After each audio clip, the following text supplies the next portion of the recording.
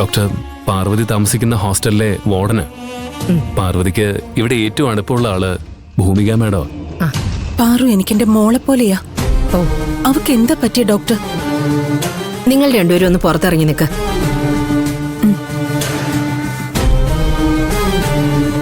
ആ, ഇരിക്കൂ. പാർവതി മാരീഡ് അല്ലെന്നാ എന്നോട് പറഞ്ഞത്. അല്ല ഡോക്ടർ. പക്ഷേ എന്താ ഡോക്ടർ? ജോലി കഴിഞ്ഞ് വളരെ വൈകിയാണ് അവൾ ഹോസ്റ്റലിൽ തിരിച്ചെത്തുന്നത്. അല്ല, അവളുടെ പോക്കും വരവും ഒക്കെ ഒരു സൈക്കിളിലാ. ജോലി കഴിഞ്ഞ ഒരു അരമണിക്കൂറിനുള്ളിൽ ഹോസ്റ്റലിൽ അവൾ തിരിച്ചെത്തും. ജോലി കഴിഞ്ഞ് വന്നാ പുറത്തു പോകുന്ന സ്വഭാവമുണ്ടോ? ഇല്ല ഡോക്ടർ.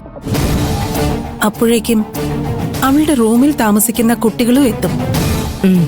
കളിയും ചിരിയും സംസാരമൊക്കെ ആയി 4 പേരും മുറിയിൽ തന്നെയായിരിക്കും. Friend, boy friend, bestie, dating, അങ്ങനെ എന്തൊക്കെയോ ഏർപ്പാടുകളല്ലേ ഇപ്പോഴത്തെ കുട്ടികൾക്ക്. അവൾക്ക് അങ്ങനെ എന്തെങ്കിലും ഉണ്ടോ? വർഷങ്ങളായി പെൺകുട്ടികളുമായി ഇടപെടുന്ന എനിക്ക് ഒരാളുടെ പെരുമാറ്റം കണ്ട പെട്ടെന്ന് മനസ്സിലാവും. പാർവിന് അങ്ങനെ ഒരു റിലേഷൻ ഒന്നുമില്ല. സീരിയസ് ആയ അഫെയറോ മറ്റോ? ജോലി ചെയ്യുന്ന സ്ഥലത്തോ പുറത്തോ അങ്ങനെ എന്തെങ്കിലും ശ്രദ്ധയിൽപ്പെട്ടിട്ടുണ്ടോ? കുടുംബത്തിലെ സാമ്പത്തിക സ്ഥിതി മോശമായതുകൊണ്ട് കല്യാണം നടക്കാത്ത ഒരു ചേച്ചിയുണ്ട് അവൾക്ക്. ആ ചേച്ചിയുടെ കല്യാണം നടത്താൻ വേണ്ടിയാ അവള് ഗാർമെന്റ്സ് കമ്പനിയിൽ ജോലിക്ക് വന്നത്. ഓ, അവളുടെ അച്ഛന് കുറച്ച് കടബാധ്യതകളും ഉണ്ട്. അതും തീർക്കണം. അത് മാത്രം അവളുടെ ലക്ഷ്യം. അതിനുള്ള ശ്രമത്തിനിടയിൽ പ്രേമിച്ച് നടക്കാൻ ആ കുട്ടിക്ക് എവിടെയാ സമയം? അല്ല, ഡോക്ടർ എന്തിനാ ഇതൊക്കെ അന്വേഷിക്കുന്നത്?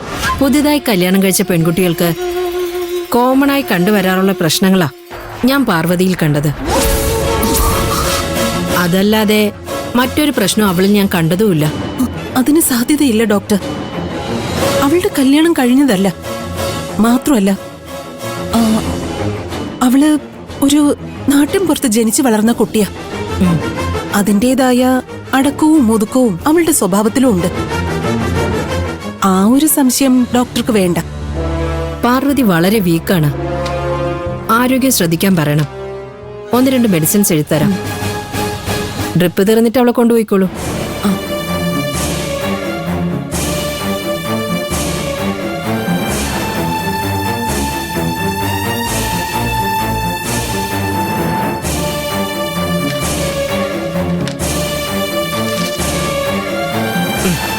Thank you doctor.